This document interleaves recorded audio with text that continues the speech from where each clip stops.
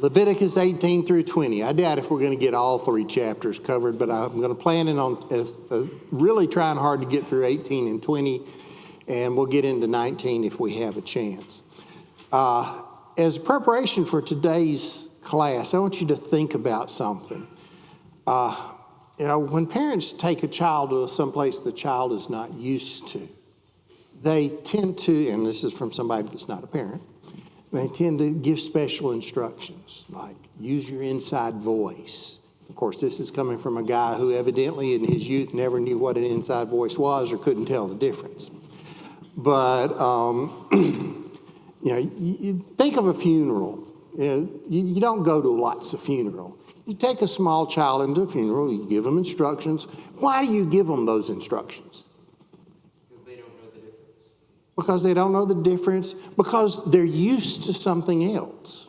Loud talking and just talking when they want to. They're used to something else. And so you give them the instructions to help prepare them, and then you say, when you're there, because they slip up. I don't have time where I'd tell a story right now. So let's start in chapter, Kathy goes, let's start in chapter 18 at the beginning of the chapter. And the Lord spoke to Moses saying, speak to the children of Israel and say unto them, I am the Lord your God. Now I'm going to stop there for a couple of reasons. I think it gives more emphasis to the passage. Most everyone in here is probably familiar with the fact that the Hebrews refused to say Jehovah's name because they didn't want to take it in vain. And so when they read a passage, even though his name is printed there, they would not read it out loud. They would say the Lord rather than Jehovah or Yahweh or however they pronounced it. I think in this passage it's good for us to think that and to realize that he's saying, I am Jehovah. I am your God. What does he mean when he says, I am Jehovah your God? What is God trying to get across to the children of Israel? That he specifically is their God. Yes. And I think the emphasis there is on God. When he says, I am Jehovah your God. We're going to see a lot of times in here, he's going to say, I am the Lord. I am Jehovah. He's saying, look, I said this. When he starts out in a chapter like this and he says, tell the children of Moses, I am Jehovah, your God, he's in essence saying, this, what I'm telling you is coming from God. As we get into it, we're going to see that over and over again in these chapters. And he's going to get to where he says, I am the Lord. I am Jehovah. Doesn't even say they're God. This is the reason it's so, because of who I am, or who God is, I should say. So we see that, and well, look, he gets into verse 3 here, and he says, ye shall, now I'm reading from the English Standard Version, ye shall not do as they do in the land of Egypt. Now, I'm going to stop there long enough. I guess I ought to turn on my mouse. Long enough to notice that in different translations, it says slightly different things here. The King James says, after the doings. The ASV says, after the doings. Young's Literal says, according to the work you shall not do. Some of the newer translations say, put it a little bit more into our vernacular. It says, you must not carry out the practices of the land of Egypt. So what's he trying to get across here? What's he saying? It's a new day. Things are different now. Different. That's the key word here. We're going to see that over and over and over again. He says, you're not going to do like they do in Egypt. You're not going to do like they do in Canaan. And you're going to notice why, and he's going to tell us how you're going to be different. Yes, sir. If I'm wrong, I'll apologize ahead of time. But didn't the Lord also tell the people when they go into Egypt to basically to adopt their ways and live within there as slaves and then, or am I I think you're thinking of something else. In Babylon, when he went off into Babylon, That's why I apologize. no problem. That's okay. Okay, verse 3. So you shall not do as they do in the land of Egypt, where you lived, and you shall not do as they do in the land of Canaan, to which I am bringing you. You shall not walk in their statutes. Now, it's interesting. There's so many different versions translate so many different words, so many different ways, and yet every version I looked at, which I didn't look at them all, translated this word statute. What's a statute? Ordinance. Ordinance. Because the King James says ordinance. Ordinance.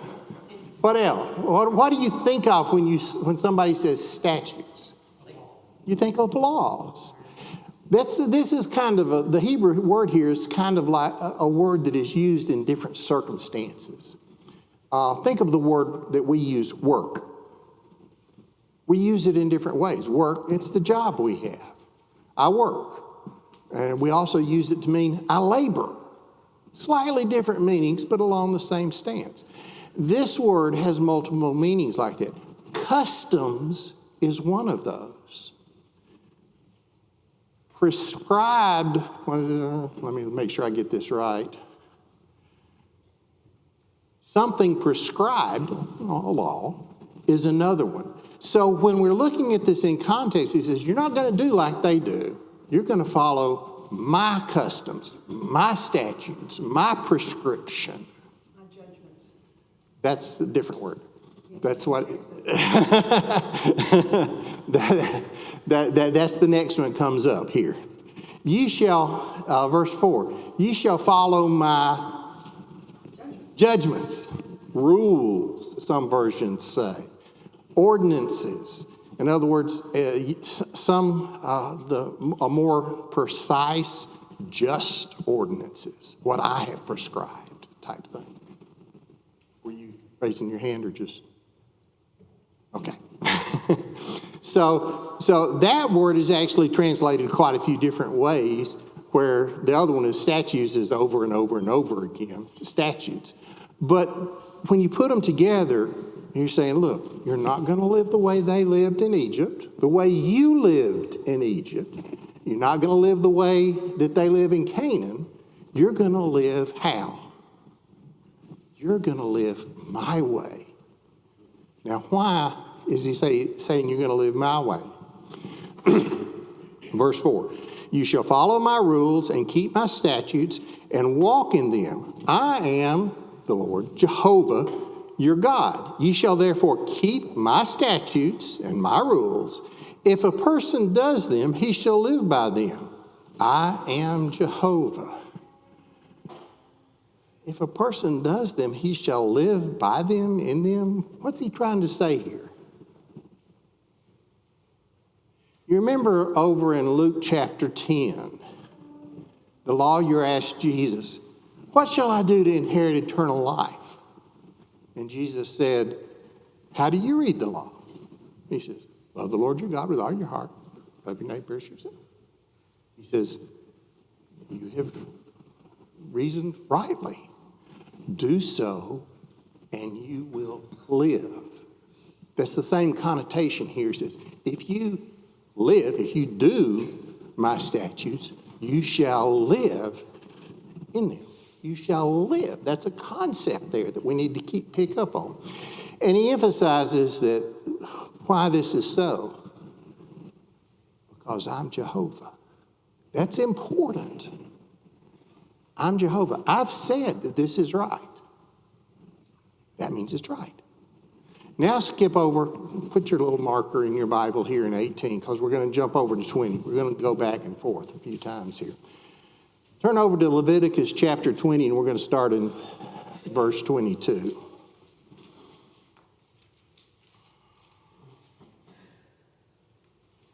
Now, that was what we just read was the beginning of this section. This is at the end, so they're kind of like bookends here. So he says in verse 22, ye shall therefore keep all my statutes and all my rules and do them. that the land where I am bringing you to live may not vomit you out, or as the King James Version says, spew you out.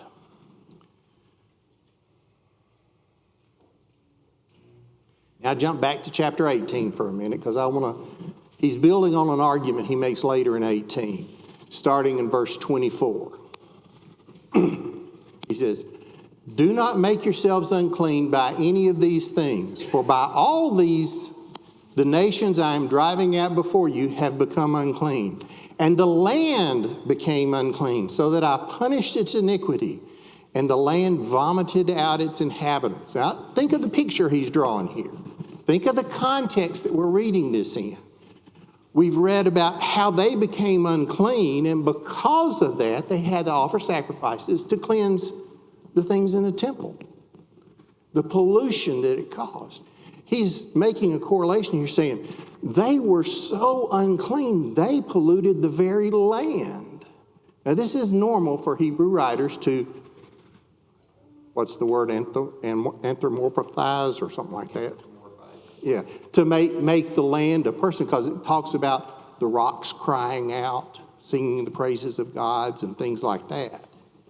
So he's saying, look, this was so bad that the land became polluted, and I punished the land, and as a result, the land obeyed me, like land is always going to do to God, and it's vomiting them out. It's spewing them out. Now, who put the Canaanites out of the land?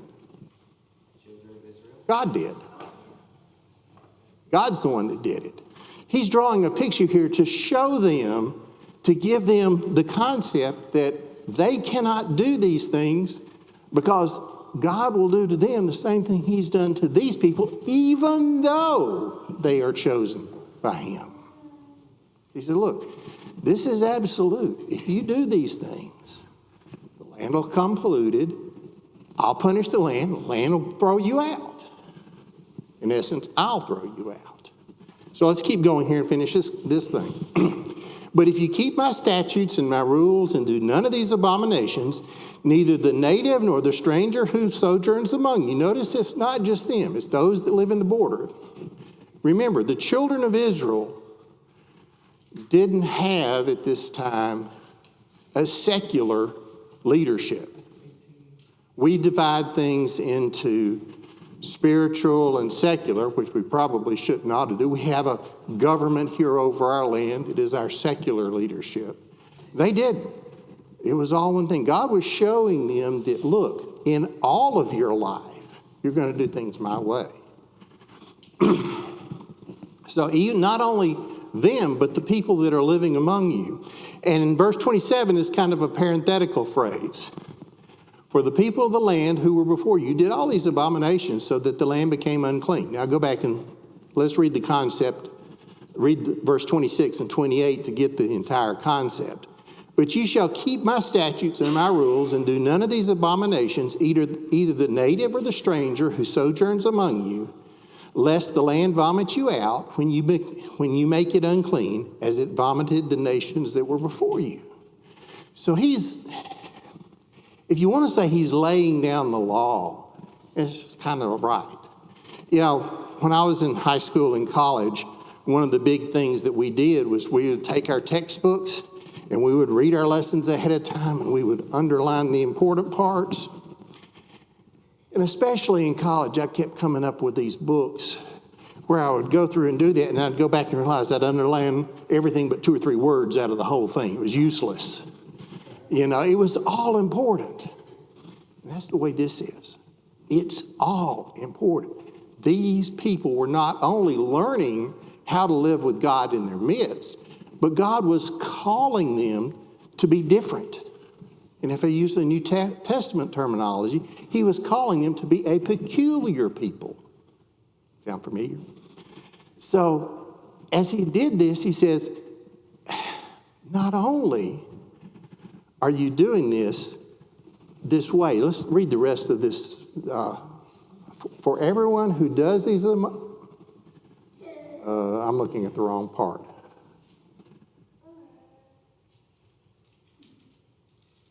Okay, well, we need to read verse 29, but then we'll go back to chapter 20. For everyone who does any of these abominations, the persons who do them shall be cut off from among the people. So keep my charge never to practice any of these abominable customs that were practiced before you, and never to make yourselves unclean by them. I am the Lord your God. Now, if you jump back to chapter 20, we'll keep going there.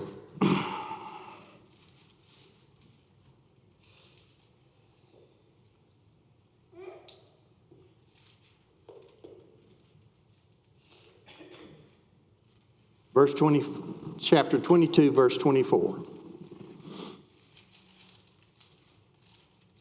Verse 23. And ye shall not walk in the customs of the nations that I am driving out before you, for they did all of these things, and therefore I detested them. King James, I think, says abhors. But I have said to you, you shall inherit the land, and I will give it to you to possess, a land flowing with milk and honey.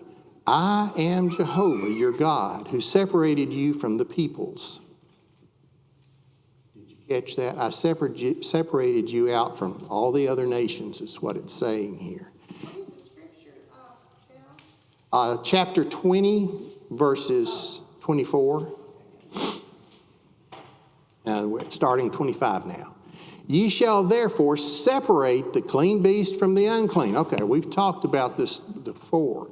How many times has he said, so that you will know how to differentiate between the clean and the unclean? Now he's saying, so that you will separate, you will differentiate, you will make a difference between the clean and the unclean.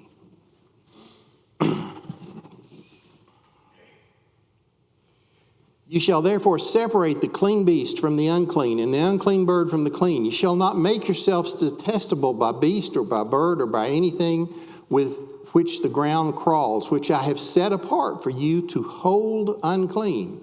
You shall be holy to me, for I am Jehovah.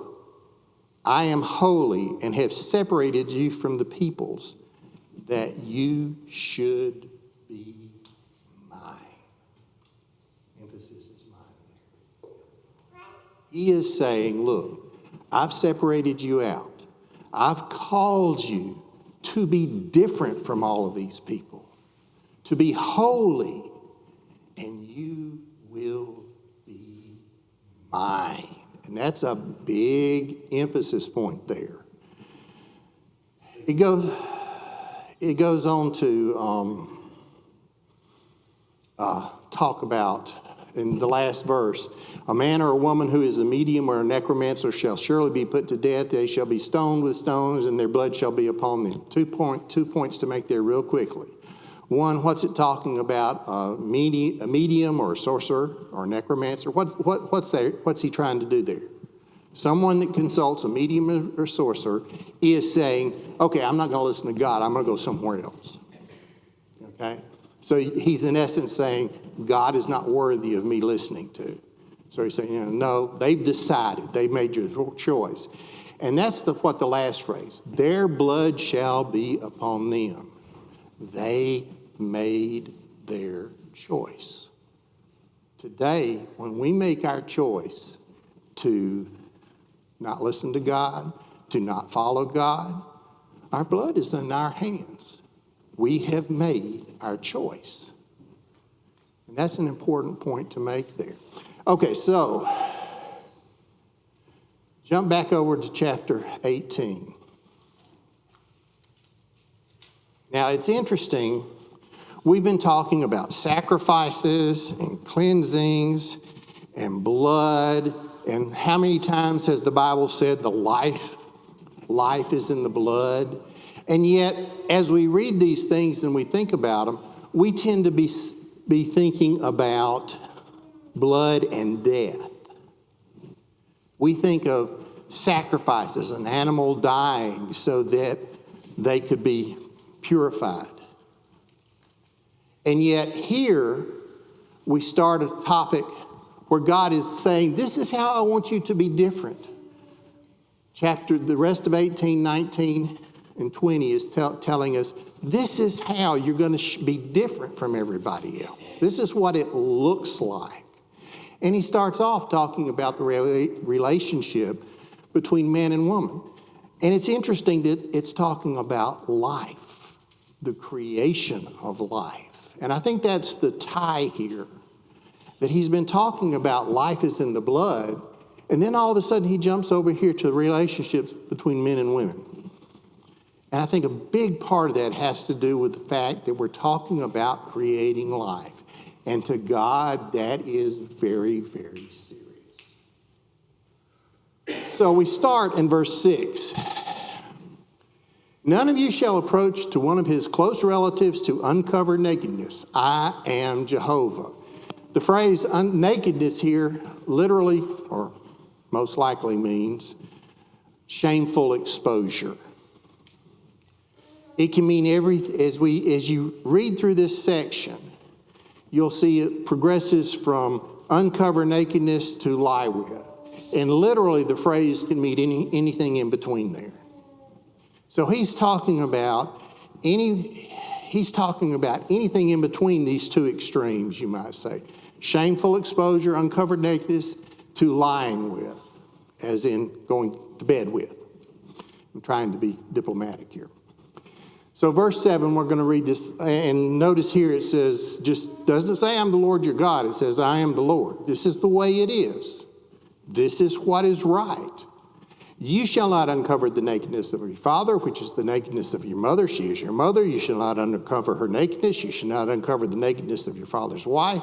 It is your father's nakedness. You shall not uncover the nakedness of your sister. And it goes on and on and on. In fact, there's 16, 17 different sections here. Verse 6 says any close relative. And then he goes on to define what a close relative is.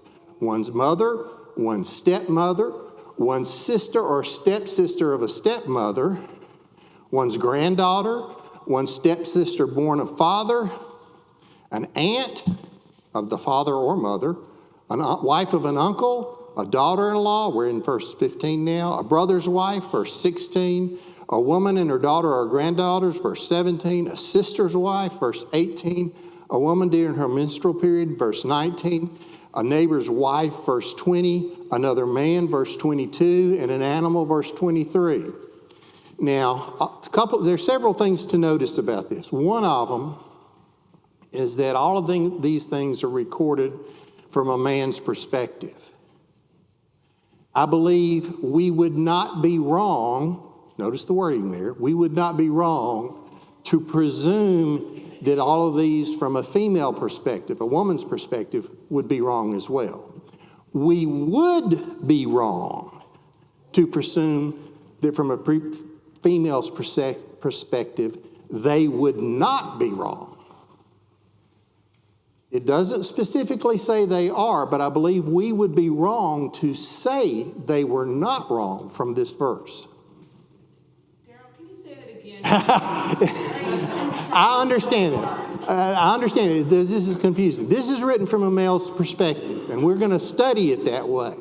But I want to make the important point that I believe we would not be wrong if we presumed all of these abominations from a female perspective.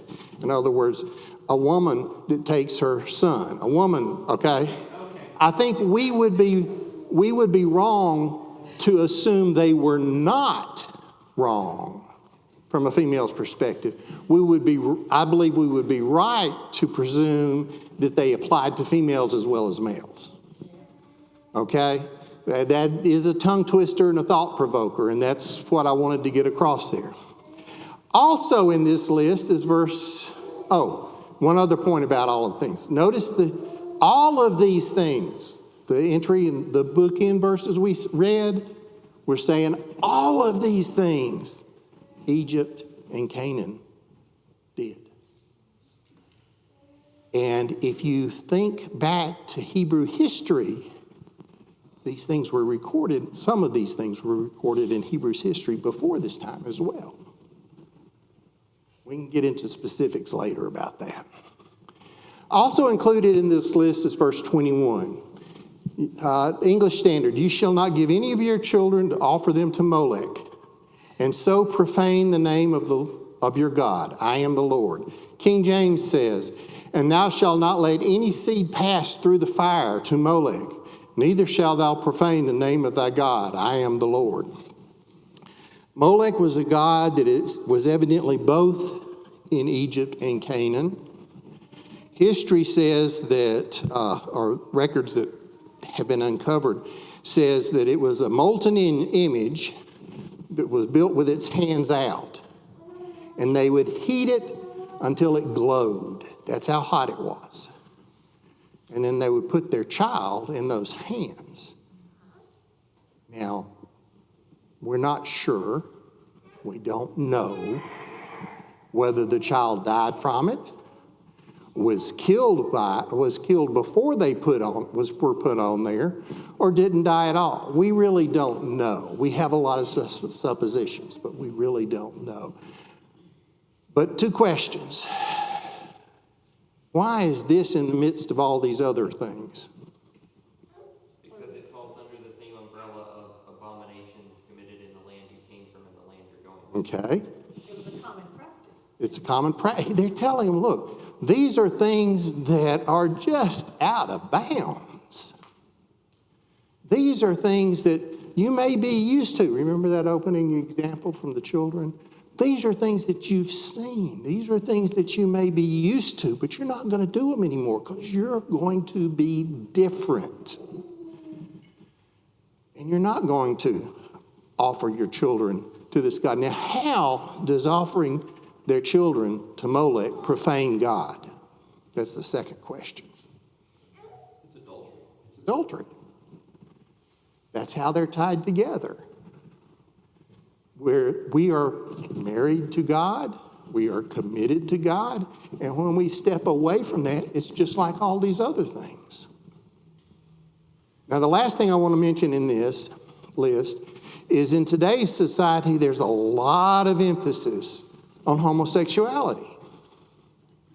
I want you to think, how many times in this list was homosexuality listed? How many times were all these other things listed? A lot. There's not a lot, it's like, I'm not saying homosexuality is not wrong, but I don't believe it's any wronger than any of these other things. Think. It is unnatural. It's unnatural. And God is saying, Your father's wife, though. what? So is lying with your father's. Yeah, I was going to say, and God is saying all of these other things are unnatural too. These are things you shouldn't do. That's not true.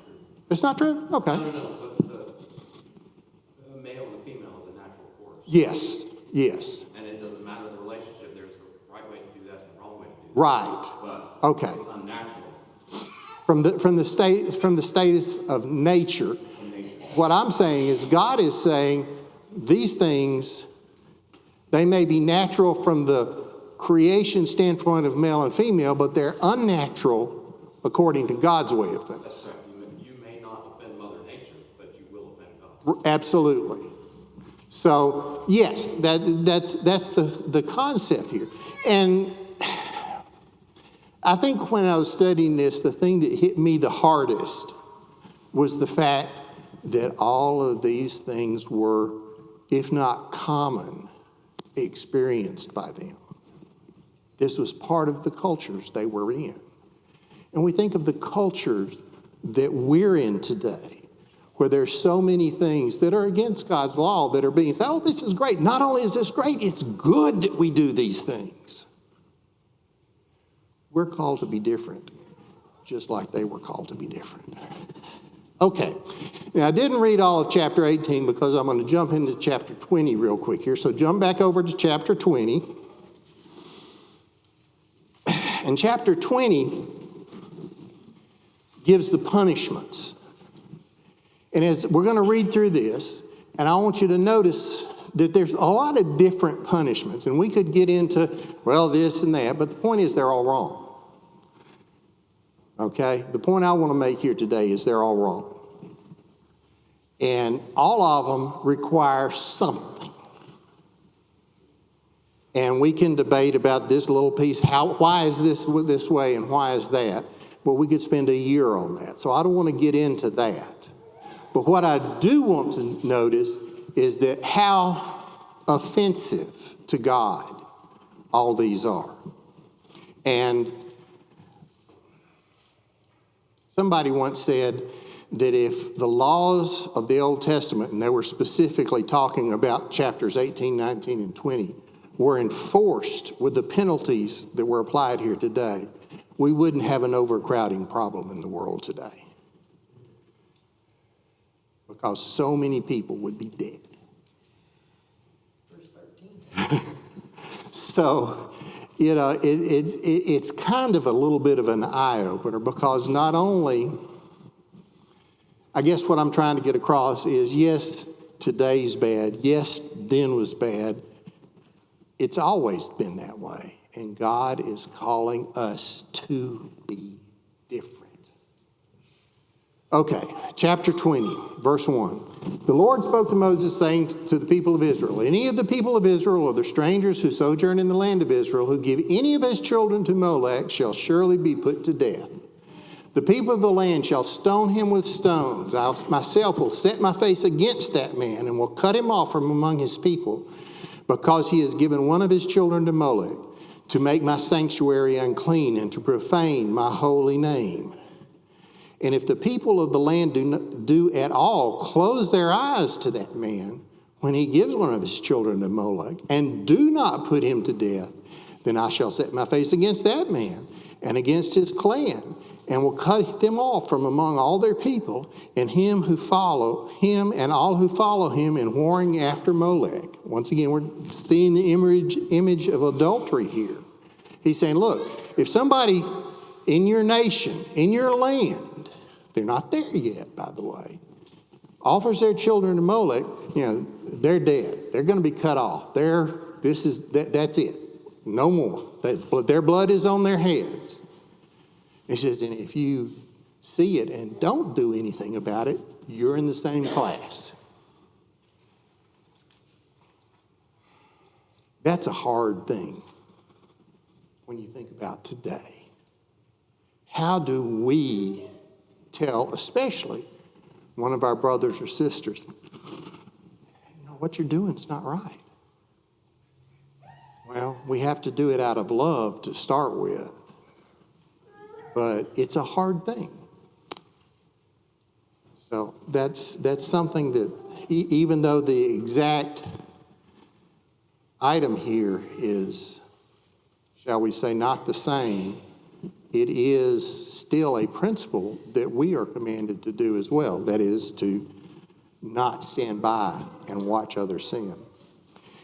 Verse 6, if a person turns to mediums and necromancers, warring after them, here's this adultery concept again, I will set my face against that person and will cut him off from amongst his people. Okay, so now we get into the next section. Verse 7, consecrate yourselves therefore. What does consecrate mean? Sanctify. What does sanctify mean? Set apart. Set apart yourself. Cleanse yourselves. Consecrate yourselves, therefore, and be holy, for I am Jehovah your God. Keep my statutes and do them. I am the Lord who sanctifies you. For anyone who curses his father or his mother shall surely be put to death. Wait a minute, where did that come from? Where did that come from? Why is that stuck in the middle here? God's our Father. I hadn't thought about that. That's a good one. We look at this and we're saying, oh, offering to other gods, and then all of a sudden, anyone who curses his father and mother shall be put to death. Warring with Molech, anyone who curses his father and mother puts to death. I want to go back to the unnatural thing. It's not natural to God, his laws. This is not the way God is. You're going to be different. You are going to be different is a key phrase in here. Anyone who curses his father or mother shall surely be put to death. He has cursed his father and mother, or father or his mother. His blood is upon him. Once again, here's this choice thing. I think so much today when we talk about cursing father or mother, you hear little kids cursing. How did they learn that? They learned it. They didn't just come up with it. That's not really what it's talking about here, but that's where my mind goes so often. And we're different. How do our children or our friends learn to do things? Are they learning bad things from us or good things from us? Okay, starting in verse 10. We're going to read through these quickly. I'm not going to stop through it. They're all pretty much talking about some form of sexual immorality. And once again, the emphasis here I want to make is God is telling them, you're not going to do these things, even though everybody else around you, what's the teenage phrase? Everybody else is doing it. Why can't I?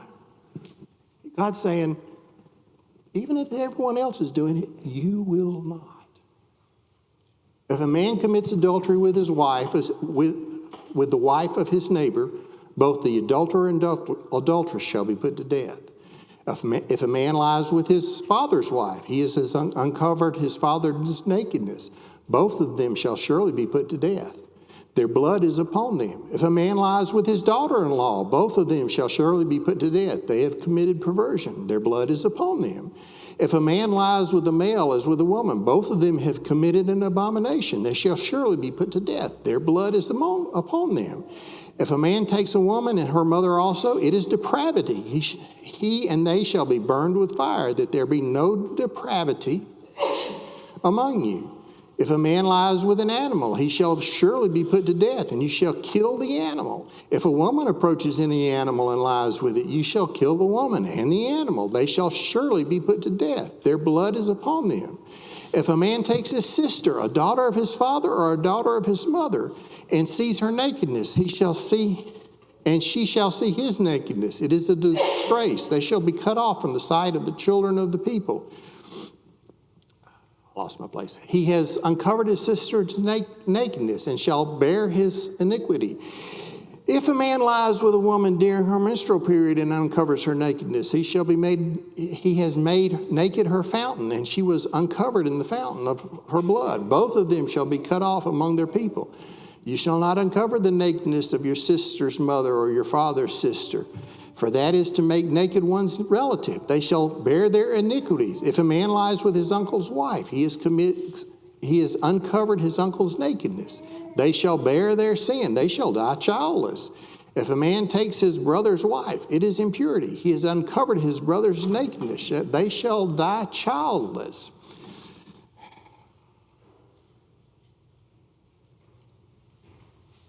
That's the penalties God prescribed.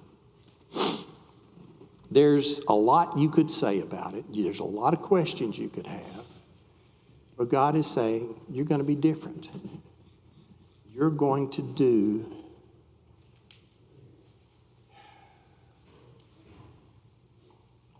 I think like 70% of the population would be dead. that was my point earlier. Yeah, it's like, wow, this is serious stuff. And I think that's part of what God was trying to get across. This is serious stuff. This is, okay, there are some people that have said, well, God was giving them this so that the gene pools wouldn't be messed up. And that may be a result of it or a part of it or something. But one of the things here mentions a stepdaughter from a mother that does not include the father, who was raised away from home. In other words, really isn't blood related to the father. Now, this is family, a close relative. That's what it's talking about. You don't do these things with family. This is not what happens. So, oh, good grief, my time's already up. Yeah, we'll pick up it next week with chapter 19, or the end of this. But what I want you to get out of this is the fact that God called them to be different. And a key point of that difference is God said, you shall be mine. And that applies to us today as well. And hopefully, what we're learning out of Leviticus is how important this is to today's lifestyle, for us today. I think sometimes we rely too heavily on forgiveness. Now, we got to rely on it, But sometimes I think it's kind of like Paul saying, shall we continue to sin so that grace may abound? No, that's not the way it works. So as we see these in the Old Testament and understand how God was saying, this is important. You're not going to do these things, and you are going to do these things. And I think a key phrase in here is because I am Jehovah. I created the world. This is the way it is. And just like a child is not to curse father or mother, we're not to curse God by stepping out of those bounds. Daryl, Yes, sir. Paul kind of reminded, It's hard not to think about the New Testament. the New Testament kind of reminds him in, I think, 2 Corinthians 6, come out from under and be separate. Basically goes back to what you're basically talking about. There's so much parallel, it's hard to ignore it. And so as we see these things, hopefully it will help us live our lives by the New Testament, yes, but realize how important these things are to God. They were important then. The penalties, wait a minute, the penalties then were death in most cases. Isn't that the penalty we have today? Maybe not physical death, but spiritual death. So, yes, I'm not saying the Old Testament laws are bound upon us, don't get me wrong, but a lot of God's principles are. Thank you for your attention and comments today.